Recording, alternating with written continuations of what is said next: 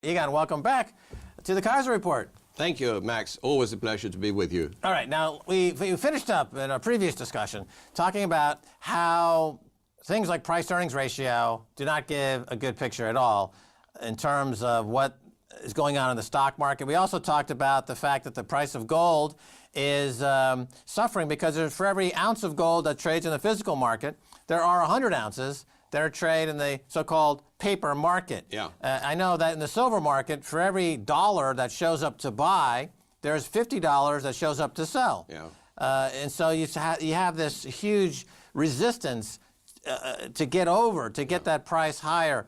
And a lot of it is focused on these, like the COMEX in New York, and there's always this idea that if enough people show up and want their physical delivery of their gold, of their silver, that these markets, maybe the LBMA here in London, they get overwhelmed with requests, yeah.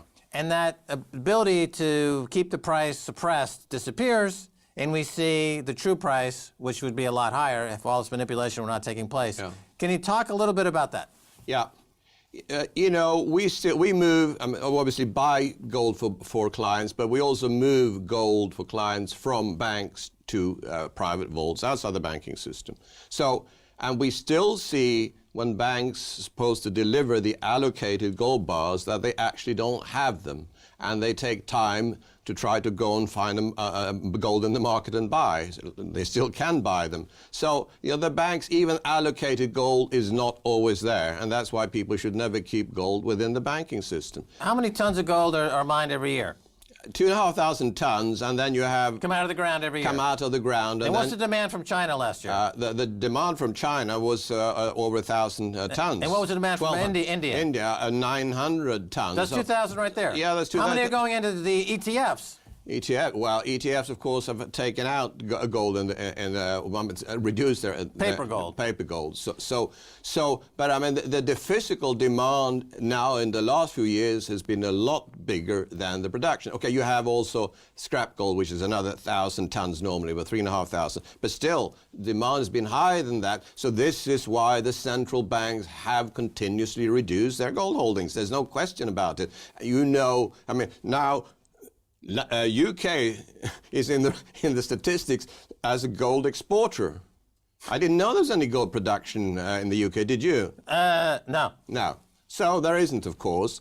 It's the bullion bank gold, the 400-ounce bars that has either been sold by central banks or leased by central banks that are now being bought by China. They're moved to Switzerland, which refines 70% of the gold bars in the world. Wait a minute. So when I see that photo of the Queen walking around the gold vaults here in the UK, these are the big 400-ounce bars that are used in international trade.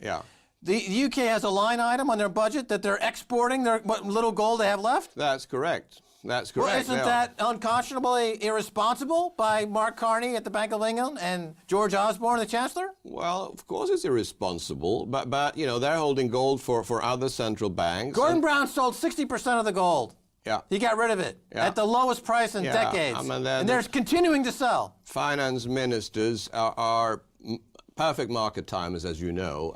The Swiss did the same, actually. At the bottom, they sold most of their gold. So that's the best sign. And now, all the West getting rid of their gold as it is, that's also a very good sign that we are seeing a bottom in the gold market, in my view. So, yes, so these bars go to Switzerland. They are broken down into kilo bars, and then they go to China and to India. So that's what's happening. In my view, there isn't a fraction of the gold within the central banks. Western central banks are supposed to have 23,000 tons. I don't think they have half that. So that will be, when the world discovers that, as you know, they're never audited, these central banks. Every Fed was audited by Eisenhower in Eisenhower's days in the 50s. So, yes, I mean, that will affect the gold market, so people got to have their gold now. But in my view, I mean, if we look at the bigger picture, because gold in itself, you know, gold is just a heavy piece of metal. But in times when governments totally mismanage the economy, it becomes an extremely valuable piece of metal. Well, let's talk about governments mismanaging the economy. Cyprus had actual bail-ins. They confiscated money from people's bank accounts. France is now imposing strict capital controls. Greece wants reparations from World War II, including gold, 100 tons of gold that Germany took. Yeah. I mean, Europe and there in Switzerland, obviously quite a history of gold moving around Europe during that period of time. Do they have a case, by the way? I don't know if you follow the historical ramifications of this, but does Greece have a case that they should get their 100 tons of gold back from Germany? You know, whether they have a case or not, they're not going to get it back. It's as simple as that. It's just like they're not going to get this 1.2 billion repayment that they're now claiming back, that they repaid of their debt, you know, yesterday. But let's say Greece leaves the euro. First of all, Yeah. okay, should Greece leave the euro? That's my first question. My second question is, if they go back to the drachma, doesn't it make sense for them to go back to a silver-backed or a gold-backed drachma or something like that? It would do, but I don't think they will. They haven't got the strength and they haven't got the amount of silver or gold to do that. So I think they should just have a free-floating currency that comes down to a level where Greece can prosper again and export their goods, and they have to start from a much lower level. Let me ask another political question, okay? You say that gold supply is restrained. You say that you have customers, they want a 400-ounce bar of gold, and allocated. That is to say, it's an actual. It's in their name. It's in their name. To source that, you know, you just can't pick up the phone and source that. There's a bit of a bottleneck. No, I'm not saying that, because I'm saying that we buy directly from the refiners, and the refiners get 2,500 tons every year of gold, because they are the ones who get the gold that is mined, and then they get on top of that scrap gold. So if you have a good relationship with a refiner, you will always get gold. So that's the value added there at Gold Switzerland. You actually deal with the refiners. Absolutely, we so buy direct. So if I showed up, a billionaire showed up and said I need $1 billion in gold, Absolutely. you could actually source that. That's why people come to you, to your shop, as it were, up there in Switzerland. Yeah. Is there? But my question is that if there's a constraint on the actual physical delivery of gold out there, and there's certain bottlenecks, people can't get their gold. What is the alternative for them? The alternative, if they can't actually get the gold, well, silver, but there's even a bigger shortage of silver because silver is not stocked anywhere. So, I mean, silver will explode at some point. In my view, silver is not the same type of wealth preservation as gold, because it's so, first of all, volatile. Secondly, all over Europe, there's VAT on it, so you can't take it out of the vault and trade it in the same way, because you have to pay the VAT then on it. But silver has massive potential. So what's the alternative for people? Well, sadly, it's stocking food. It will come to that, because for normal people, they can't afford to, you know, they haven't got that much money anyway. So the only thing is, food will become expensive. You know, I have to, you know, I'll tell you why. I'm in the hyperinflationary camp, because when currencies collapse, eventually that leads to hyperinflation. Now everybody will say, well, the US is not printing money, so we are not going to have hyperinflation. Well, look at the US. This country, which is now, everybody says, is absolutely now booming. Let's look at it. It has never had a budget surplus since the early 1960s. Not a single one. The Clintons' year surplus was not a real surplus. Debt still went up. It's not had a trade surplus since the 70s. Real GDP measured with real inflation is coming down continuously. Real wages have been down for the last 30 years.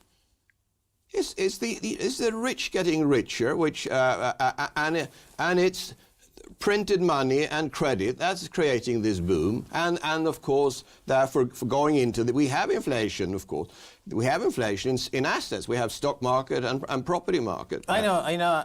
I just remembered what I was going to say a moment ago. These big gold bars. If there are people having trouble sourcing these big gold bars, is this also leading up to political conflict? Because you see, for example, in Ukraine, this is a war that was created to sell weapons and nothing else. There's no ideology behind it. Victoria Nuland did a coup in Ukraine, and now they're sending Humvees to Ukraine. To me, it's like, because the economies are collapsing as you described them, instead of doing the long-term planning of doing infrastructure builds in the U.S., et cetera, they want the quick fix, which is war. War is always the quick fix. Yeah. So is the inability to source gold for those who are not in your position, who are dealing directly with refineries, does this telegraphing to us this war mentality? Because folks, to keep the whole thing rolling, they still need that gold and so this is leading to war. Can you make a connection between the two? Well, we know that government, throughout history, governments under pressure with a dire financial position have always started war, because this is the way to print more money. I mean, the U.S. will print more money, whatever anybody says. Would you put the Ukraine in that camp? Ukraine is in that camp. And when you say absolutely, purely an excuse to print money. And definitely that will be. But and now, you know, now the House, the representatives just voted through arms to Ukraine, and as you know, Russia saying we're not going to accept that. So I mean, the geopolitical situation, on top of the economic and financial, which is dire, the geopolitical situation in the world is extremely dangerous. And even I'm getting worried. It takes a lot. And you know, it's not just Ukraine and Russia. You look at Yemen now.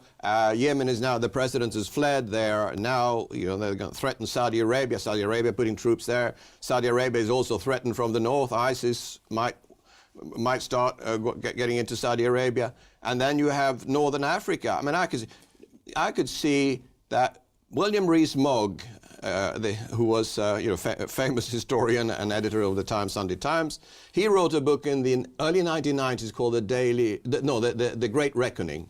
And there he predicted that there will be mass migration from North Africa into Europe. I see that coming now. I see the boat people coming. I see that not being stopped. So the world is going to change. It's going to be a much more dangerous world. Right, and the single greatest way one can protect their wealth, purchasing power, is to buy some frickin' gold. I mean, that's just the bottom line, because throughout history, every single fiat money currency has always gone to zero. And then we got to cut it off there. Egon, thanks so much again for being on the Keiser Report. Okay, thank you very much. All right, well, that's going to do it for this episode of Keiser Report with me, Max Keiser, and Stacey Herbert. I'd like to thank our guest, Egor van Greyerz of Matterhorn Asset Management. If you'd like to get in touch, tweet us at Keiser Report. Until next time, bye, y'all.